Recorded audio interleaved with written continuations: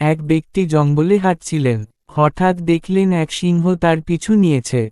তিনি প্রাণভয়ে দৌড়াতে লাগলেন। কিছু দূর গিয়ে একটি পানিহীন কুয়া দেখতে পেলেন। তিনি চোখ বন্ধ করে দিলেন ঝাঁপ। পড়তে পড়তে তিনি একটি ঝুলন্ত দড়ি দেখে খপ করে ধরে ফেললেন এবং ওই অবস্থায় ঝুলে রইলেন। উপরে চেয়ে দেখলেন কুয়ার মুখে সিংহটি তাকে খাওয়ার অপেক্ষায় দাঁড়িয়ে আছে।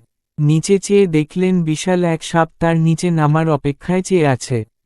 বিপদের উপর আরও বিপদ হিসেবে দেখতে পেলেন একটি সাদা আর একটি কালো ইঁদুর তার দড়িটি কামড়ে ছিঁড়ে ফেলতে চাইছে।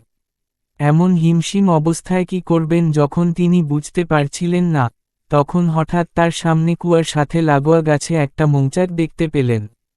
তিনি কি মনে করে সেই মৌচাকের মধুতে আঙ্গুল ডুবিয়ে তা চেটে খেলেন। সেই মধুর মিষ্টতা এতই বেশি ছিল যে তিনি কিছু মুহূর্তের জন্য উপরের গর্জনরত সিংহ, নিচের হা করে থাকা সাপ আর দড়ি কাটা ইঁদুরদের কথা ভুলে গেলেন। ফলে তার বিপদ অবশ্যম্ভাবী হয়ে দাঁড়াল।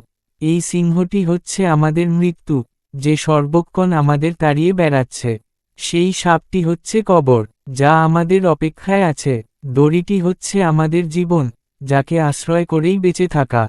সাদা ইঁদুর হলো দিন, আর কালো ইঁদুর হলো রাত, যারা প্রতিনিয়ত ধীরে ধীরে আমাদের জীবনের আয়ু কমিয়ে দিয়ে আমাদের মৃত্যুর দিকে নিয়ে যাচ্ছে। আর সেই মৌচাক হল দুনিয়া, যার সামান্য মিষ্টতা পরখ করে দেখতে গেলেও আমাদের এই চতুর্মুখী ভয়ানক বিপদের কথা ভুলে যাওয়াটা বাধ্য। তাই আমাদের সচেতন হওয়া জরুরি।